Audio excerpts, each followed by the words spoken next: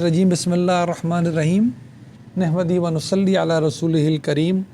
انشاءاللہ تعالیٰ آج ہم سورہ انفال کا مطالعہ پورا کر لیں گے۔ آیت نمبر 65 سے 75 تک ہم نے پڑھنی ہے، اور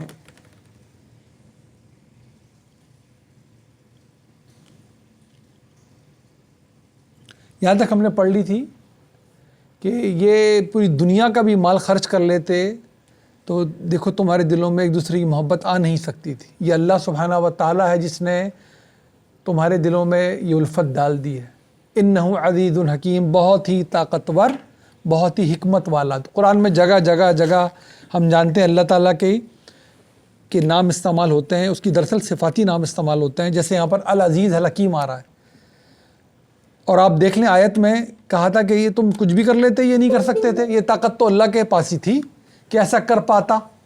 کیسا شاندار لفظ استعمال کیا، عزیز، قوت تھی اس کے پاس، اس نے اس قوت کو بڑی حکمت سے استعمال کیا، ایک ایسا کام کیا کہ تمہیں جیسے ایک دھاگے سے پرو دیا ہو، ایسی الفت ڈال دی۔ وہ حکمت تھی کیا؟ دراصل وہ حکمت تھی ہر معاملے میں تدریج کرنا، انسانوں کو اپنے انبیاء کے ذریعے ہدایت دینا، ہر نبی کو رسول کو وہاں جا کے کھڑا کر کے اسی جنس میں سے بھیج کر، اس کی زبان بولتے ہوئے بھیج کر نمونہ دکھا دینا، دیکھو یہ انسان ہے، ہم سے وہی پاتا ہے۔ سب سے پہلے عمل کا نمونہ خود بن کے تمہیں دکھا لیتا ہے تاکہ تم یہ نہ کہہ سکو یہ تو کہ مافوق الفطرت ہستی ہے، یہ کر سکتا ہے اور ہم نہیں کر سکتے۔ کیسا شاندار نمونہ رکھا ہے۔ پھر حکمت سب سے بڑی جو عزیز اور حکیم نے حکمت دی ہے اور جو بتایا تمہارے درمیان یہ جو الفت ہے یہ اس لیے آئی ہے کہ تم نے اللہ کی رستی کو مل کے تھام لیا ہے، یعنی کہ اس حکمت بھری کتاب کو، اس حکمت بھری ہدایت نے، وحی نے، کلام اللہ نے تمہیں آپس کی دشمنیاں بھلا دیں۔ ورنہ یہی تھا نا کہ کبھی چھوٹی بات پہ قتل و غارت، کبھی کسی بات پہ قتل و غارت، لیکن یہی قبیلے والے جو باہم متصادم تھے ہمیشہ سے، یہ کیسے بھائی بھائی بن گئے۔ وَاعْتَصِمُوا بِحَبْلِ اللَّهِ جَمِيعًا وَلَا تَفَرَّقُوا وَاذْكُرُوا نِعْمَةَ اللَّهِ عَلَيْكُمْ إِذْ كُنْتُمْ أَعْدَاءً فَأَلَّفَ بَيْنَ قُلُوبِكُمْ فَأَصْبَحْتُمْ بِنِعْمَتِهِ إِخْوَانًا۔ یہ اللہ تعالیٰ بتا رہا سورہ آل عمران میں اپنا فضل عظیم کہ اس قرآن کی بدولت ہو گیا، یہ اس نبی نے وحی کے ذریعے تمہیں قرآن سنا دیا، تم سب اس پر آ گئے، آپس کے جھگڑے جاتے رہے، آگ کے کنارے پہ تھے تم، اللہ نے تمہیں بچا لیا، تو چھوڑیں گے تو کہاں جا کے پڑیں گے؟ پھر آگ کے اندر جا کے گریں گے، وہی ہو رہا ہے۔ تو یہاں تک بات پہنچا دیجیے کہ یہ اس نے یہ ساری الفت ڈال دی ہے تمہارے اندر، اور کہا تھا یا ایھا النبی حسبک اللہ، اے ہمارے نبی آپ کے لیے اللہ ہی کافی ہے، ومن اتبعک من المؤمنین، اور وہ سارے ایمان والے جو آپ کی اتباع کر رہے ہیں، یہ کافی رہے گا آپ کے لیے، یہ اللہ کافی ہے۔ اور اللہ نے کیونکہ ہر رسول کے انکاریوں پر عذاب ڈالنا ہوتا ہے، بھیجنا ہوتا ہے، لیکن اس رسول کے معاملے میں اس کے صحابہ ہی کافی ٹھہریں گے۔ دیکھ لیجئے گا آپ، یہ تو قرآن ابھی کہہ رہا ہے ابھی پورا دکھایا نہیں ہے، ابھی صرف بدر دکھایا ہے، آگے پورا قرآن ہو جائے گا، اور قرآن میں جگہ جگہ اعلان ہو جائے گا کہ اب یہ آپ کی زندگی میں ہو یا آپ کے جانے کے بعد ہو کے تو یہ رہے گا۔ جس تک آپ کا پیغام پہنچ گیا وہ بچ نہیں سکتا، کیونکہ رسول کے نبی کے پیش نظر نہ دنیا ہے، نہ زمین ہے، نہ مال ہے، نہ مال غنیمت ہے، وہ تو اضافی ہوتا ہے۔ اسی لیے سورہ انفال ہے اضافی، نفل کی جمع، وہ تو مل گیا۔ شہادت ہے مقصود مطلوب و مقصود مومن، نہ مال غنیمت نہ کشور کشائی، یہ ہے نا صورتحال۔ اس کو تو جیتا تو فتح ہوئی، اور اگر شہید ہو گیا تو فتح ہو گئی۔ مال غنیمت تو اضافی چیز ہے، وہ اس کا مطمع نظر ہوتا ہی نہیں ہے کبھی، آگے بھی صورت واضح کرنے والی ہے، لہذا یہ کافی رہیں گے۔ پھر اب ان کو تیاری کرنے، انہی کی تیاری کی صورت ہے سورہ انفال۔ اب ان مومنین کو تیار کر لیں کہ ان کو اللہ کا تازیانہ بن کے برس جانا ہے رسول کے انکاریوں پر۔ وہ رسول کی زندگی میں بھی ہوگا، آپ اے رسول زندہ رہ جائیں، بار بار قرآن بتائے گا، آپ زندہ رہ جائیں یا نہ بھی رہیں، جس تک آپ کا پیغام پہنچ گیا اس کو ہم چھوڑیں گے نہیں۔ رسولوں کے معاملے میں ہماری یہ سنت کبھی تبدیل ہوتی ہی نہیں، نوح سے لے کر آخری رسول تک سارے واقعات پڑھ لیں آپ، رسول کے انکاریوں کو چھوڑا نہیں جا سکتا۔ یہاں سے پڑھنا شروع کر رہے ہیں آیت نمبر 65 سے، یا ایھا النبی حرض المؤمنین علی القتال، اے ہمارے نبی اب ان مومنین کو جن کا ساتھ آپ کے لیے کافی ہے، اب ان مومنین کو آپ تیار کیجئے، آگے بڑھائیے، حوصلہ بند کیجئے ان کا کہ اب ہوگا قتال۔ وہ تازیانہ برسانا ہے اللہ تعالیٰ نے، لیکن پتھروں سے برسانے کا فیصلہ نہیں ہے، تازیانہ برسے گا، یہ تو اللہ کی سنت ہے۔ طریقہ کبھی پانی ہوتا ہے، کبھی پتھر، کبھی سیلاب، کبھی ہوا۔ اس دفعہ اللہ نے فیصلہ کیا ہے طریقہ ہوگا آپ کے صحابہ کی تلواریں۔ یہ اتنا ضروری ہے سمجھنا، جس سے اتنی باتیں سیدھی ہوتی ہیں ہماری کہ جی نفاذ کرنا ہے اسلام کا غلبہ پھیل جانا چاہیے پوری دنیا میں۔ صحابہ کرام نے تو یہ کیا تھا، قرآن بتا رہا ہوں، انہوں نے ایک تنکا بھی نہیں توڑا تھا کبھی، سوائے ان لوگوں کے علاوہ جن تک رسول نے اپنی زندگی میں پیغام پہنچا دیا تھا۔ ممکن ہی نہیں ہے۔ نوح علیہ السلام کے انکاریوں پہ سیلاب آیا تھا، پوری دنیا پہ نہیں، ورنہ کون بچتا؟ لوط علیہ السلام، شعیب علیہ السلام، صالح علیہ السلام، جتنے بھی رسول گزرے ہیں ان کے انکاریوں پر اللہ عذاب بھیجتا ہے، جن کو وہ مخاطب کر لیتے ہیں، باقی دنیا پہ نہیں۔ جبھی تو دنیا چل رہی ہے، رسول اللہ کے جا چکے۔ جس طرح صحابہ کرام کی درخشندہ جماعت نے ان لوگوں کو جنہوں نے رسول نے پیغام پہنچایا تھا، اور ان 6-7 ملکوں کے علاوہ جہاں دنیا میں گئے، دنیا گواہی دیتی ایک تنکا توڑ کے نہیں آئے، صرف دین پہنچایا اپنے کردار سے، اور لوگ مسلمان ہوئے جوک در جوک۔ ایک تلوار کسی بھی کبھی نہیں اٹھائی انہوں نے۔ یہ وہ واضح فرق سمجھنا چاہیے۔ وہ رسول کے انکاریوں کا عذاب ہے، نہ وہ جنگ تھی، نہ وہ زمین کی جنگ تھی، نہ وہ مال و دولت کی جنگ تھی۔ اسی لیے رسول کو کہتا ہے انکاریوں پہ تو اب بچنا ہی نہیں ہے، ان کو تو آگے بھی واضح ہو جائے گا۔ لہذا ان مومنین کو اب تیار کیجیے، ابھاریے۔ اب دیکھیے یہ بھی سمجھ لیجیے، سب مجھ سے زیادہ پڑھے لوگ بیٹھے ہیں لکھے ہوئے، یہ آیتیں 1450 سال گزار چکی ہیں اپنے اوپر۔ جذباتی تقریریں سننے میں بہت اچھا لگتا ہے، کونے پہ بیٹھیں گے، کچھ دعا ایسی مانگیں کہ دشمن کے جہاز بھی نیچے گر جائیں گے اور ان کی توپوں میں بھی کیڑے پڑ جائیں گے۔ 1450 سال سے نہیں پڑے تو خدا نخواستہ نعوذ باللہ اللہ فیل ہو رہا ہے کیا؟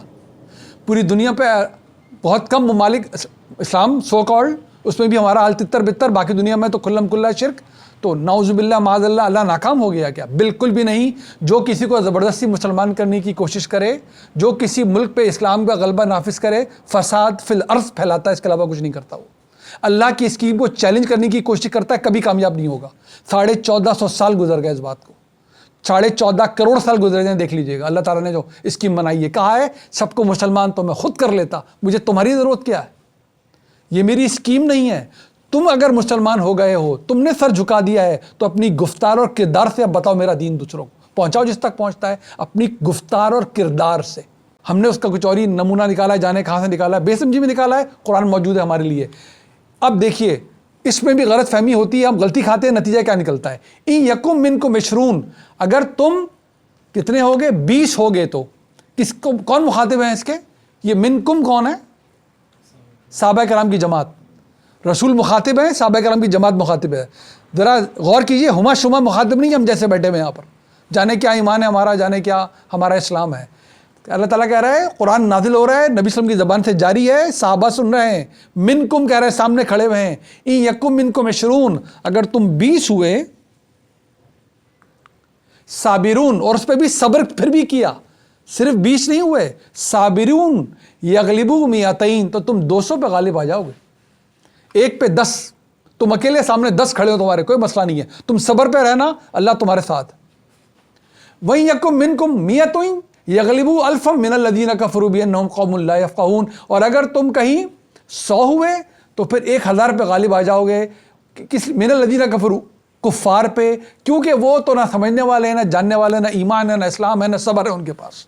ان کا تو مطمع نظر ہی کچھ اور ہے، طاقت ہے، پیسہ ہے، مال ہے۔ تمہارا مطمع نظر اللہ کی خوشنودی ہے، ایمان ہے، آخرت ہے۔ لہذا تم اگر ڈٹے رہے، صبر پہ رہے، اپنے رستے کو کھوٹا نہیں کیا، اپنی نیت ٹھیک رہی، تو تمہارا 1-10 پہ غالب آیا کرے گا۔ 1-10 پہ غالب۔ صحابہ کی جماعت سامنے کھڑی ہوئی ہے۔ سنتے جائیے اگلی آیت کیا آ رہی ہے۔ قرآن ہے یہ، القرآن، اس سے ہمیں سمجھنا ہے اور باقی چیزوں کو جائزہ اس کی روشنی میں لینا ہے، بجائے اس کے کہ اپنے فلسفے بگاریں اور قرآن کو ٹیوشن پڑھانے کی کبھی کوئی کوشش کی جائے۔ صحابہ کی جماعت مخاطب ہے۔ الآن، اب کیا ہوا؟ الآن خفف اللہ عنکم، اللہ نے کمی کری ہے تمہارے لیے، تمہارا بوجھ، تمہاری ذمہ داری اللہ کم کر رہا ہے۔ وَعَلِمَ أَنَّ فِيكُمْ ضَعْفًا، اللہ یہ جان چکا ہے اور جانتا ہے کہ اب تمہارے اندر پہلے جیسی بات نہیں ہے، بہت زیادہ لوگ اب جوک در جوک مسلمان ہو رہے ہیں۔ اب یہ جماعت صرف ابو بکر اور عمر اور علی اور عثمان اور شروع کے اولون سابقون کی جماعت نہیں اور انصار والی، اب سب لوگ مسلمان ہو رہے ہیں۔ اب تو مسلمانوں کو غلغلہ ہے، اب تو دور دور سے لوگ آ رہے ہیں، مسلمانوں کی جماعت میں شامل ہو رہے ہیں۔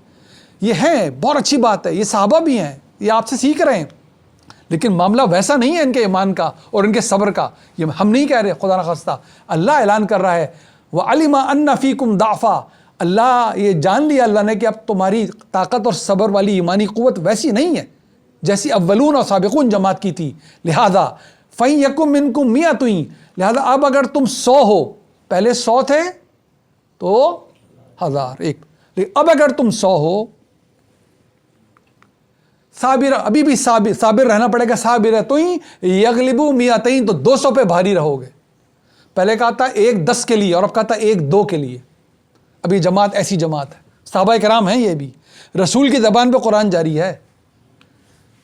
پہلے کہا تم 1 وہ 10 مقابلے پہ آ جاؤ، پیچھے نہیں ہٹنا، لیکن دوبارہ دیکھ لیجئے، الان، اب قرآن نازل ہو رہا ہے، صحابہ کی جماعت کھڑی ہو، الان، اب جماعت بڑھ رہی ہے آگے، اس آیت اور اس آیت میں جماعت کافی آگے بڑھ چکی۔ عرب بھی، مدینے کے گرد و پیش کے لوگ بھی مسلمان ہو رہے ہیں، دور دور سے لوگ آ رہے ہیں، مسلمان ہو رہے ہیں۔ اچھا واقعی اللہ کا نبی ہے بھائی، بڑی طاقت آ رہی، انہوں نے تو بدر میں قریش کے سرداروں کو کھیت کر دیا، واہ جی واہ کیا بات ہے بھائی، یہی دین ٹھیک ہے، سب ہو رہا ہے۔ لہذا اب 1 پہ 2 کی طاقت، کیونکہ تمہارے اندر ضعف ہے، اب ویسے نہیں ہے سب کے سب، وہ بھی صبر پھر بھی رہنا پڑے گا، صبر پہ۔ وَإِن يَكُن مِّنكُمْ أَلْفٌ يَغْلِبُوا أَلْفَيْنِ بِإِذْنِ اللَّهِ، اور اگر تم 1000 ہوئے تو 2000 پہ غالب آؤ گے اللہ کے حکم سے۔ وَاللَّهُ مَعَ الصَّابِرِينَ، جان رکھو اللہ صبر کرنے والوں کے ساتھ ہے۔ صبر کی شرط دونوں صورتوں میں رکھی ہے، صبر کی شرط ڈٹے رہنا، حالات مشکل ہوں احسان، دونوں صورتوں میں ہے۔ وہاں کہا تھا 10 کے مقابلے میں 1 کافی، پیچھے اب تمہیں لڑنا ہے، اور یہاں کہا 2 کے مقابلے میں 1، تم 1 وہ 2، آ جاؤ میدان میں۔ اتنی تیاری صحابہ کرام سے کروائی اللہ تعالیٰ نے، یہ نہیں کہا تم ویسے کرو، کونے پہ بیٹھو 2 نفل نماز پڑھو، نمٹ لیں گے ہم کفار سے، نمٹ لیں گے ہم دشمنوں سے، کہیں نہیں ملے گا آپ کو، خالی ملے گا قرآن۔ وہ جب ہوتا ہے جب لوگ ہی نہ ہوں۔ دعا بھی ایک ہوتی ہے جب آپ گڑ گڑا کے کہتے ہیں اللہ میرے بس میں تو اب دعا کے علاوہ کچھ بچا ہی نہیں، ربی انی مغلوب فانتصر، یہ بھی دعا ہے۔ لیکن زیادہ تر دعائیں کیا ہیں کہ اپنا حصہ ڈالو عمل کا اور دعا مانگو، ربی زدنی علما، اٹھاؤ کتاب پڑھنا شروع کرو، ابھی بھی اللہ ہی علم پہنچائے گا تم تک۔ کتاب بند پڑی ہوئی ہے، ویڈیو گیم کھیل رہے ہو اور ربی زدنی علما کی گردے لگائی ہوئی ہیں، یہ دعا نہیں ہے۔ تو ایسی ضرور ہوتی ہے حالت، تو اللہ تعالیٰ بتا رہا ہے اللہ کے میدان کارساز میں تمہیں کھڑا ہونا ہے پہلے، پھر اللہ تمہاری معیت میں آئے گا تمہارا ساتھ دینے کے لیے۔ کم سے کم افرادی قوت کیا فراہم کرنی ہے؟ اب پیچھے آپ کو یاد ہوگا، اپنی قوت رکھو اور اپنے گھوڑے تیار رکھو۔ تو کیا قوت رکھو، کیا گھوڑے تیار رکھو؟ قوت کم از کم افرادی قوت یہ، اور جو تیاری رکھو گھوڑوں کی جگہ اب جہاز کی جگہ ٹینک کی جگہ ٹیکنالوجی، کم از کم اتنی استطاعت، یہ ہما شما سے تقاضا نہیں ہو رہا۔ میں بار بار سما خراچی کے لیے معذرت چاہتا ہوں، صحابہ کی جماعت ہے، تو بتائیے ہم کس بنیاد پر کیا باتیں کس سے کرتے ہیں؟ جب اس کی خلاف ورزی کریں گے صرف اور صرف بربادی کو دعوت دیں گے۔ کیوں کہ یہ کہنا بڑا آسان ہے، اس جماعت نے منظم کیا تھا اپنے آپ کو، رسول صلی اللہ علیہ وسلم نے اس جماعت کو، انہوں نے کیا تھا، انہوں نے مین پاور اور کیپیسٹی بلڈنگ کی تھی رسول نے، انہوں نے وہ شاندار صحابی تیار کیے تھے جنہوں نے سمویا تھا اپنے اندر ایمان کو اور سامنے ثابت کر کے رکھ دیا تھا زندگی گزار کر۔ اسے کہتے ہیں ہیومن ڈیولپمنٹ صحیح معنوں میں، اسے کہتے ہیں جسے ہم انقلاب کے کھوکھلے نعرے نہیں، صحیح انقلاب 23 سال میں جو کایا پلٹ کی ہے، کردار بدل دیے۔ عمل تو پھر سامنے آ ہی جاتا ہے، کردار ٹھیک ہو جائے تو۔ ہم اوپر سے امر بدلنا چاہتے ہیں تیزی میں، کردار پیچھے ہوتے نہیں، کھوکھلا پن ہوتا ہے، 2-4 دن کرتے ہیں پھر چھوڑ دیتے ہیں، اپنوں پہ کچھ اور، دوسروں پہ کچھ اور، یہ ہمارا ٹوٹل کردار بن کے رہ جاتا ہے۔ موقع ملے تو نیکی کر لو، نہ ملے تو نہ کرو، یہ ہمارا کردار بن کے رہ جاتا ہے۔ یہ کردار سازی رسول کر کے گئے۔ لہذا اس کے علاوہ جو کوئی بھی، یہ اللہ کا لکھا ہوا نسخہ ہے صحابہ کرام کی جماعت کے لیے۔ اس کے بعد آپ لوگ خود اندازہ کر لیں، اس کے بعد سے آج تک مسلمان اس اعتبار سے، اس پیمانے پہ، ایمان کے پیمانے پہ، ثابت قدمی کے پیمانے پہ بہتر سے بہتر ہوتا چل جا رہا ہے یا خراب سے خراب تر؟ تو اس قوت میں ہمیں اضافہ چاہیے، مزید تیاری کو اور نکھارنا ہے یا اور کمی کرنی ہے کہ نہیں جی میں تو کونے پہ کھڑے ہو کے سارے کام کروا لوں گا؟ یہ اللہ نے اپنے رسول سے تو نہیں کروائے، صحابہ کی جماعت سے تو ایسا نہیں کروایا اللہ تعالیٰ نے کچھ، ہم ان سے آگے نکل جائیں گے۔ اللہ ہمیں سمجھ دے تاکہ عمل ٹھیک ہو۔ یہ آپ نے یہ دیکھ لیجئے کنٹمپرری مثال، قوم برابر میں بیٹھی ہوئی ہے، صرف کیپیسٹی بلڈنگ کر رہی ہے، اپنی سر جھکا کے ہر تنازع سے بچ کر اپنی کیپیسٹی بلڈنگ کر رہی ہے۔ ہمارا پڑوسی مجال ہے دنیا میں کوئی آنکھیں دکھا لے اس کو، کسی بھی فیلڈ آف ایکشن میں اس وقت، بھلے وہ نالج ہو، بھلے ٹیکنالوجی ہو، بھلے فائنینشیل گراؤنڈز ہوں، بھلے کوئی بھی گراؤنڈ ہو، انہوں نے سر جھکا کے کیپیسٹی بلڈنگ کی ہے صرف۔ اور اپنی زبان میں کی ہے. وہ اس جھکوسے میں نہیں آئے کہ کیونکہ دوسرے کی زبان پڑھیں گے تو جو کچھ وہ پڑھائے گا وہی پڑھیں گے. ہر چیز مرہون منت، فون مرہون منت، جہاز مرہون منت، گاڑی مرہون منت. اس پر ہم یہ کہتے ہیں کہ ہمارے ایمان کا حال یہ، ہماری تیاری کا حال یہ، اور خواہشات کا حال دیکھیے. جس چیز میں ہاتھ ڈالیں گے صرف اور صرف بربادی سمیٹیں گے اور دوسروں کو نقصان پہنچائیں گے. میں مثالیں نہیں دوں گا، خود دیکھ لیجئے. دوڑائیے دنیا میں چاروں طرف مثالیں، جہاں بھی ہم نے سو کالڈ علم بلند کیے ہیں، صرف اور صرف بربادی سمیٹی ہے. اور کیونکہ اللہ کے نسخے کی خلاف ورزی کرتے ہیں، اور کچھ ہوگا بھی نہیں اس کے علاوہ. اس پہ عمل کر لی سب ہوگا. اس پہ عمل جو کر رہا ہے وہ دنیا میں فائدے سمیٹ رہا ہے، جو کہ اللہ کا نام بھی نہیں لیتے، کیونکہ کام یہی کر رہے ہیں تو فائدے بھی سمیٹ رہے ہیں. علم کا یہی اصول ہے، جو کرے گا وہ پائے گا. ماں کان، اب سنیے جی، کیونکہ یہ مسئلہ پیسے کا ہے ہی نہیں، مال کا ہے ہی نہیں، یہ زمین کا ہے ہی نہیں، یہ رسول کے انکاریوں پہ پتھر، سیلاب، زلزلے اور اس کیس میں تلواریں برسانے کا ہے. لہذا اس میں مال کا کیا واسطہ، پیسے کا کیا واسطہ؟ یہ تو پتھر جیسے آسمان سے برستا ہے ویسے تلوار برس رہی ہے. یہ مٹی کی چٹکی اللہ کا رسول نہیں پھینک رہا، اللہ کہہ رہا ہے میں پھینک رہا ہوں. اللہ تعالیٰ کہ تم قتل نہیں کرتے ان کفار کو، میں قتل کرتا ہوں. تو معاملہ تو یہ چل رہا ہے. لہذا ما کانا نبی ان یکون لہ اسرا حتی یسخن فی الارض. نبی کیا اس لیے قیدی پکڑتے ہیں؟ یہ ان کے شائنی نہیں ہے کہ وہ قیدی پکڑیں اور فدیے لے لے کے چھوڑتے پھریں. ان کو مال چاہیے کہ چلو جنگ کرتے ہیں، یا تو غلام بنا لیں گے یا پھر چھڑوانے آئیں گے تو پیسے لیں گے. یہ کام ہی نہیں ہے ہمارے نبیوں کا. یہ تو کرتے ہیں، خون جو بہتا ہے یہ عذاب کی صورت نافذ کرنے کے لیے بہ رہا ہوتا ہے، اس کے علاوہ کچھ نہیں کر رہے ہوتے ہمارے رسول.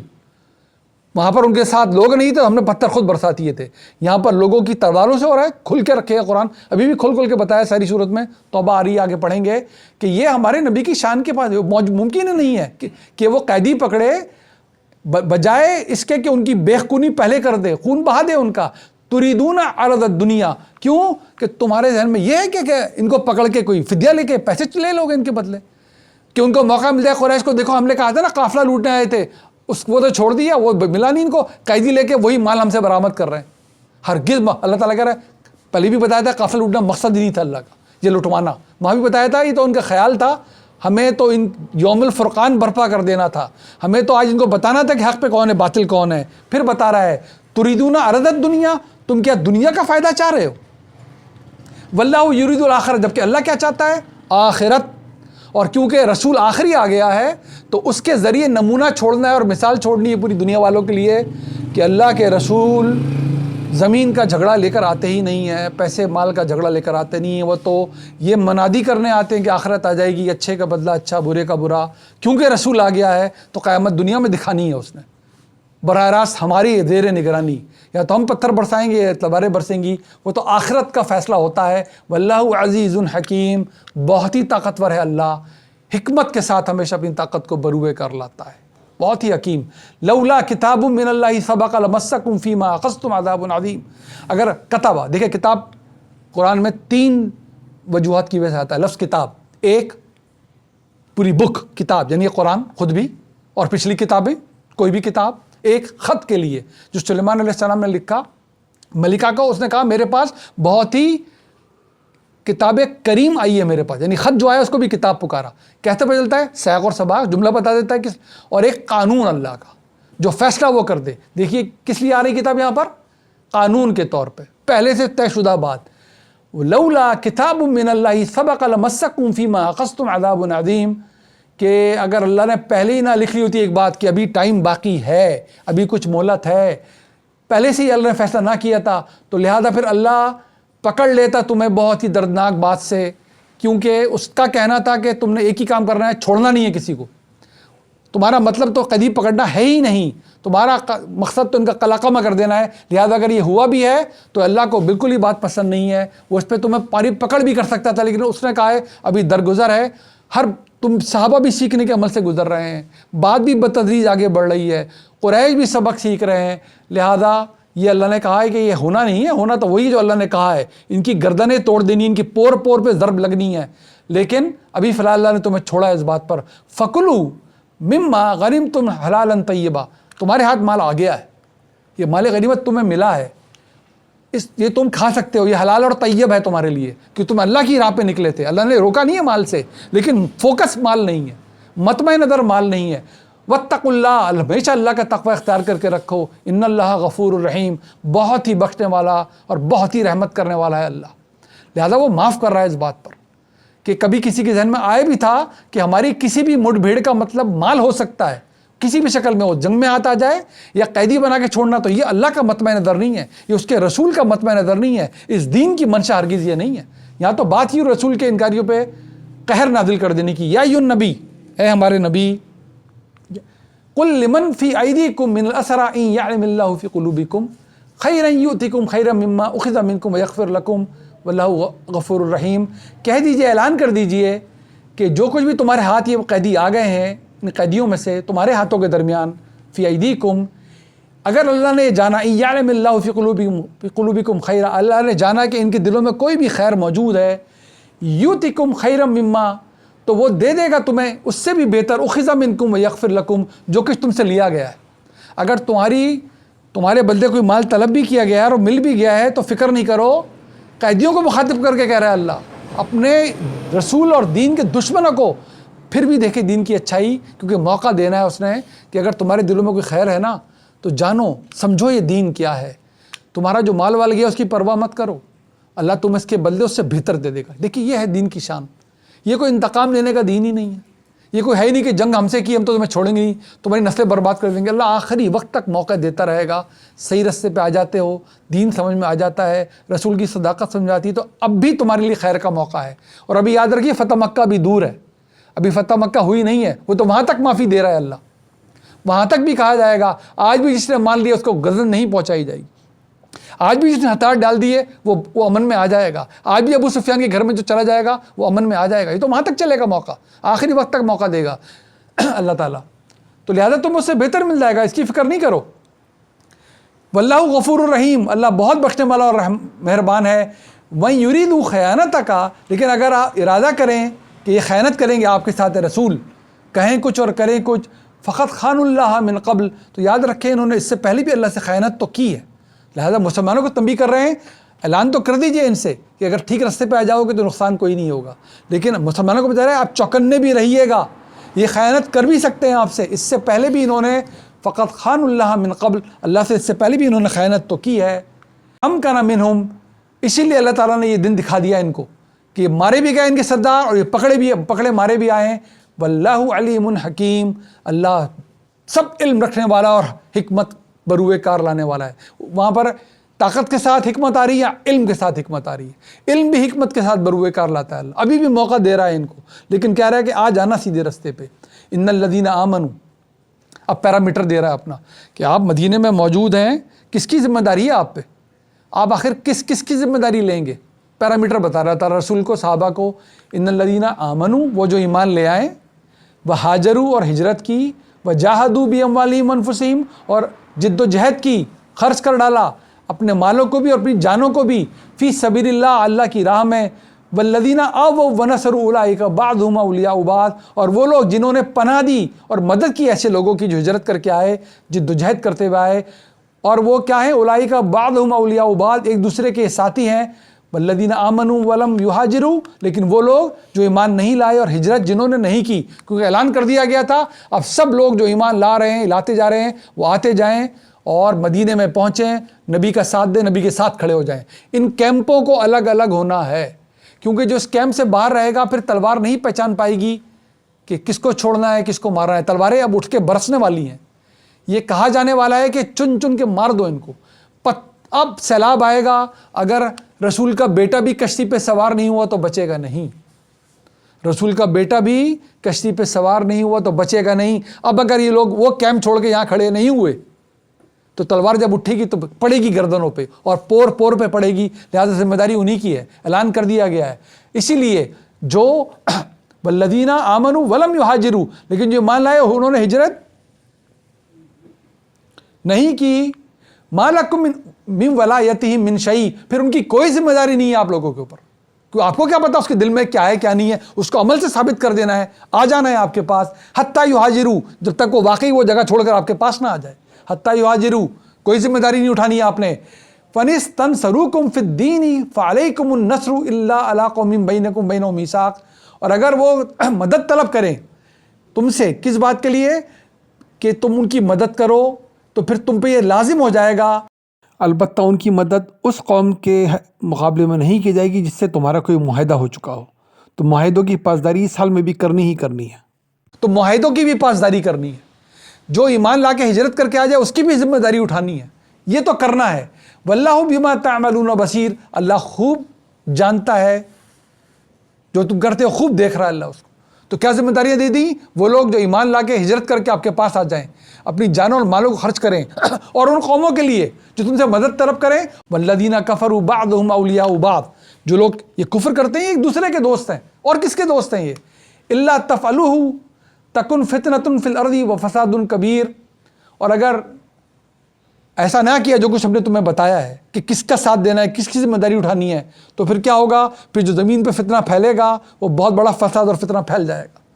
تو تم نے ان کے ساتھ تو اچھا ہی رہنا ہے، اور جو نہیں ہے ان کے ساتھ تم نے جو کرنا ہے وہ ہمیں تمہیں کھل کے بتانے والے ہیں، تیاری پکڑ کے رکھو۔ یہ تیاری کی صورت ہے، تازیانہ برسنا ہے توبہ میں جا کے۔ والذین آمنوا وہاجروا وجاہدوا فی سبیل اللہ، جو لوگ ایمان لائے، ہجرت کی جنہوں نے، اور اپنی جد و جہد کی مکمل کوشش کر ڈالی، فی سبیل اللہ، اپنی جانوں سے بھی مالوں میں سے اللہ کی راہ میں، والذین آووا ونصروا، اور جنہوں نے ان کو پناہ دی اور ان کی مدد کی، اولئک ھم المؤمنون حقا، یہی سچے ایمان والے ہیں۔ کیسی تعریف کی مدینے والوں کی بھی، وہ جو چھوڑ کے آ رہے ہیں ان کی تعریف کیسے کی مہاجرین کی، اور جنہوں نے ان کی مدد کی، ان کو ٹھکانے دیے، ان کی تعریف دے کے کیسی کی ہے۔ انہی کو اولون و سابقون کہتے ہیں۔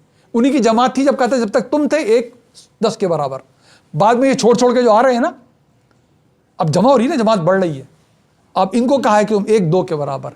لہم مغفرۃ و رزق کریم، انہی کے لیے ہے اللہ تعالیٰ کی مغفرت، اس کی معافی، اور رزق کریم، دنیا میں بھی تنگی نہیں ہوگی ان کو، لیکن دنیا میں جتنی فراخی بھی ہو جائے اس کو چھوڑ کے نہیں جانا ہوتا۔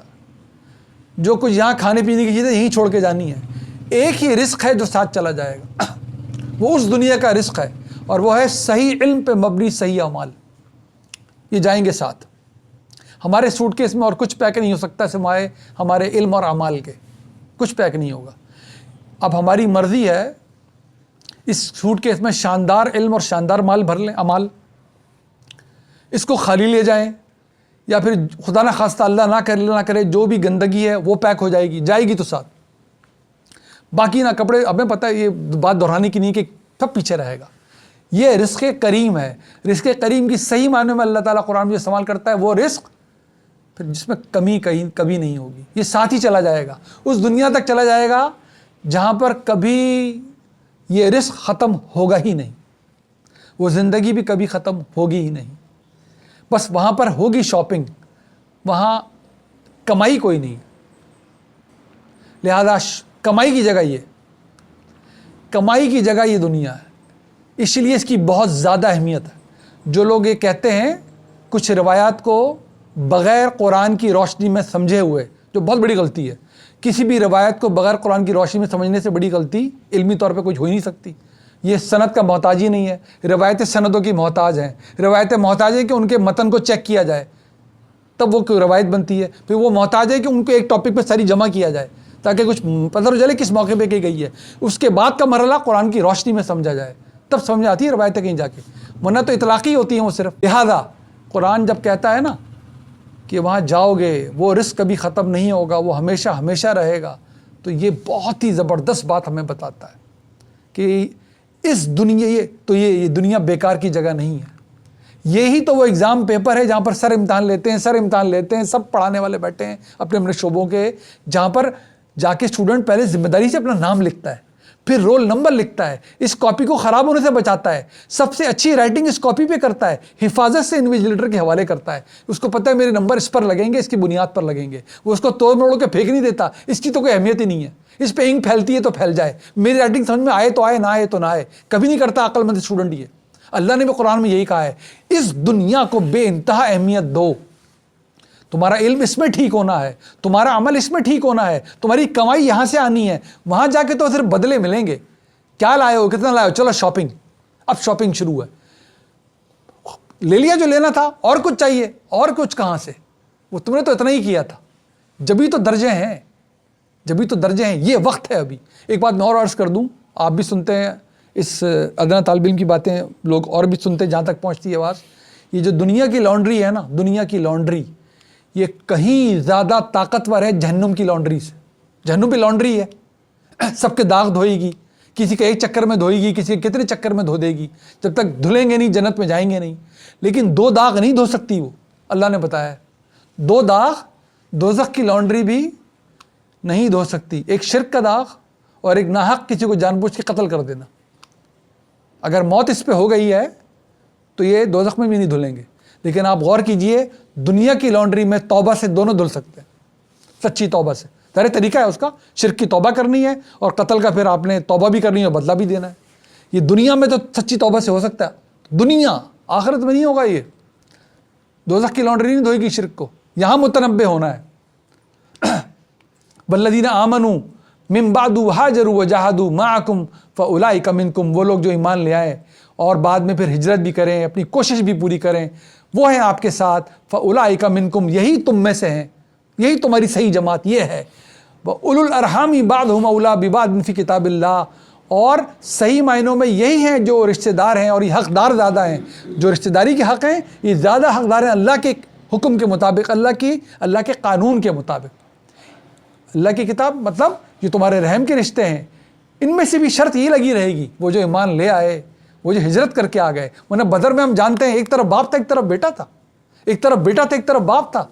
لیکن کیونکہ ایمان نہیں تھا، لہذا اللہ نے رشتہ مان کے نہیں دیا اس کو. وہ نوح علیہ السلام کھڑو کے پکار رہے ہیں میرا بیٹا. انہوں نے کہا کون سا بیٹا؟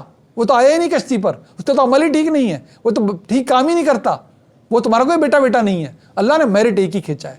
ان رحم کے رشتوں میں بھی الارحامی بعضهم اولیٰ ببعض فی کتاب اللہ، اور رحم کے رشتے تو اللہ کے نزدیک بہت اہم ہیں. ان اللہ بکل شیء علیم، اللہ ہر چیز کو خوب خوب جاننے والا. صدق اللہ العظیم. سورہ انفال ہم نے پڑھی، بات شروع ہوئی تھی بدر کے مال غنیمت سے، اور تعالیٰ نے کہا ساری باتیں بتا کر کہا کہ اللہ کے نزدیک اہمیت تقوی کی ہے، ایمان کی ہے، صبر کی ہے، جد و جہد کی ہے. ہمارا رسول تمہارے سامنے کھڑا ہوا ہے. دکھا دیا اس نے یوم فرقان برپا کر کے کہ کتنی قلیل جماعت تھی، کس جماعت سے ٹکرا گئی، اور سارے بڑے نامور سارے سردار مارے گئے ان کے، سوائے ایک پیچھے جو رہ گیا ابو لہب، وہ بھی ایک بیماری سے مارا گیا. یوم الفرقان یعنی کہ اللہ تعالیٰ نے بینچ مارک اس دن کو قرار دے دیا، کھوٹ کو صحیح سے الگ کر دینے والا، حق کو باطل سے الگ کر دینے والا. اور مسلمانوں کی جماعت کو بتا دیا تمہارے مت نظر رسول کا ساتھ، دین کی سرفرازی، اور رسول کے انکاریوں پہ عذاب کا تازیانہ برسا دینا. تیاری کی صورت ہے. یہ قرآن کا وہ مقام آ گیا ہے کہ سورت کو الگ کرنے کے لیے بسم اللہ بھی پڑھی نہیں جانی اب، کیونکہ وہ الگ ہے ہی نہیں.